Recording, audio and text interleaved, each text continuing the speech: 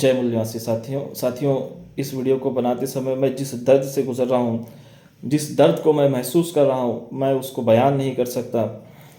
मेरे पास अल्फाज नहीं है कि किन शब्दों में मैं मेरे इस दुख को आप लोगों के सामने जाहिर करूं।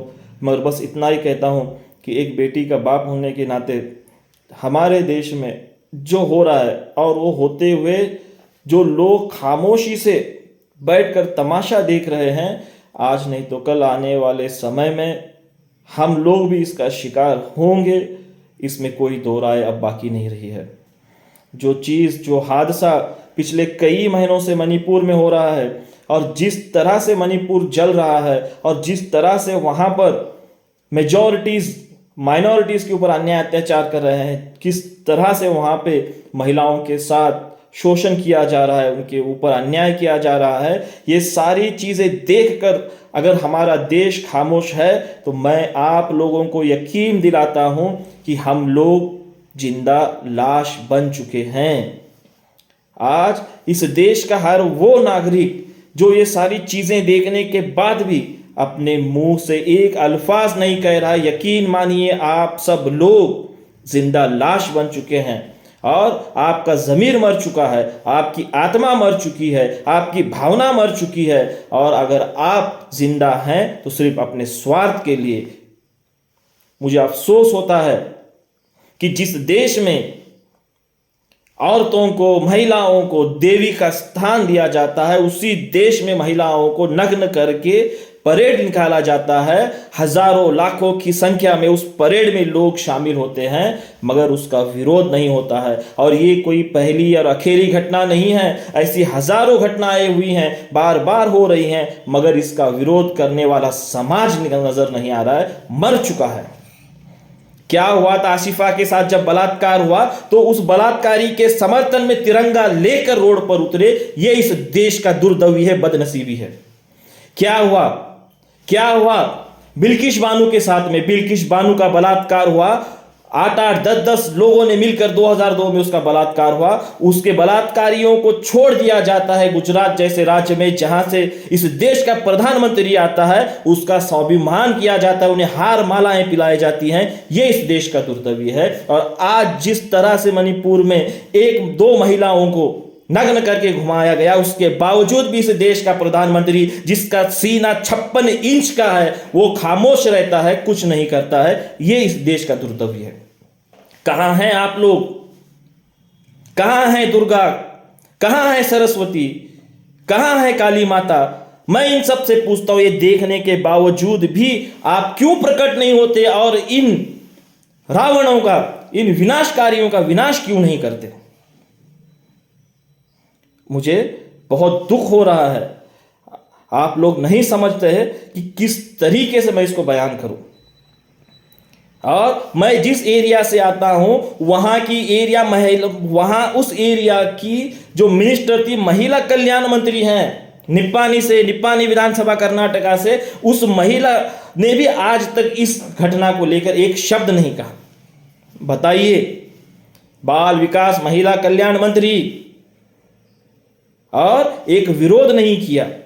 क्या उन्हें उनके महिला होने पे शर्म नहीं आ रही है? मैं पूछ रहा हूं उनसे, क्या ये सारी घटना देखने के बाद फिर भी अगर आप कहते हैं हमारे राज्य का है, जहां पर हमारी सरकार है, इसलिए मैं कुछ नहीं कहूंगी, तो आपका महिला होने के ऊपर भी कलंकित है। और सिर्फ वो अकेली नहीं है, बल्कि ऐसी जितनी भी महिलाएं इस देश में जो सरकार में बैठी हुई हैं, चाहे वो स्मृति ईरानी हो, चाहे वो मेनका गांधी हो, जिन्हें कुत्तों से प्यार है मगर इंसानों से प्यार नहीं है, महिलाओं से प्यार नहीं है, ऐसी सारी महिलाएं महिला होने के नाम पर कलंकित हैं। ये घटनाओं देखकर अगर खामोश रहती हैं तो मुझे बहुत दुख होता है, क्योंकि आज मैं भी एक बेटी का बाप हूं। और अगर इसी तरीके से कानून की धज्जियां उड़ाते रहें, अगर इसी तरीके से लॉ एंड ऑर्डर का अनदेखा किया गया, तो कल को ये चीज़ें हमारे दरवाजे तक भी पहुंचने वाली हैं। तो मैं चाहता हूं, चाहे कोई भी सरकार हो, चाहे कोई भी पॉलिटिकल पार्टी हो, इसका विरोध खुलकर होना चाहिए।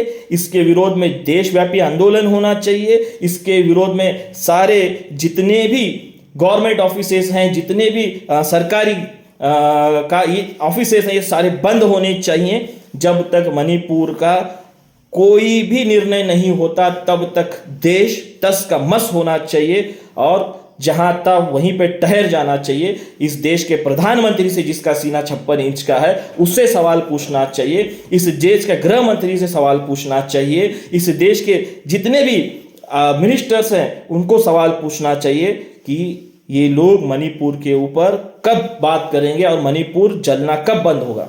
हमने 2002 देखा है गुजरात का, अब वही मणिपुर में हो रहा है तो आने वाले समय में महाराष्ट्र में होगा, हो सकता है कर्नाटका में हो जाए। और इसी तरीके से इन मनुवादियों की घटिया राजकारण की वजह से अगर हम मूल निवासियों के ऊपर अन्याय अत्याचार होता रहेगा और ये देखने के बावजूद भी अगर हम लोग खामोश रहेंगे तो इसका मतलब है कि हम लोग फिर से गुलाम हो चुके हैं या होने वाले हैं। तो मैं मेरे देश के तमाम SC, ST, OBC माइनॉरिटी से गुजारिश करता हूं कि आप इसको किसी जाति या धर्म के चश्मे से ना देखें, या किसी समुदाय के चश्मे से ना देखें, इसे मानवता के चश्मे से देखें, क्योंकि मानवता आज नंगी हुई है। और जिस सरकार से हम लोग अपेक्षा रखते हैं वो हिजड़ों की, भड़वों की सरकार है। इनकी खुद की औलादें नहीं हैं, इसलिए इन्हें हमारी बहन बेटी बच्चियों का दर्द होने वाला नहीं है। चाहे वो आसिफा हो या चाहे वो अपना मनीषा हो या फिर चाहे ये जो 2 महिलाएं हैं जिन्हें नग्न करके घुमाया गया है। क्यों? क्योंकि उनकी तो संतानें ही नहीं हैं। तो ऐसे लोगों से किसी किस्म की अपेक्षा करना ये मूर्खता है।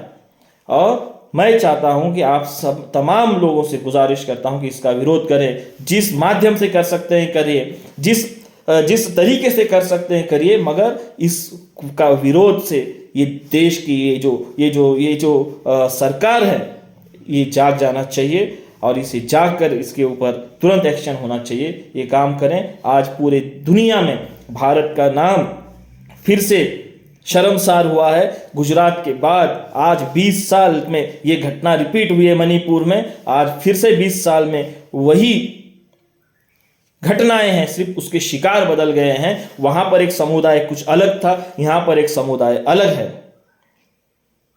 मगर जो घटनाएं हुई हैं वो शर्मसार हुई हैं। इसका विरोध कीजिए और इसका आप विरोध करेंगे ऐसी अपेक्षा करता हूं। और आने वाले समय में इन मनुवादियों को हम लोग सबक सिखाएंगे और इन्हें जड़ से उखाड़ कर इस देश से फेंकेंगे ऐसी अपेक्षा करता हूं। जय मूल निवासी।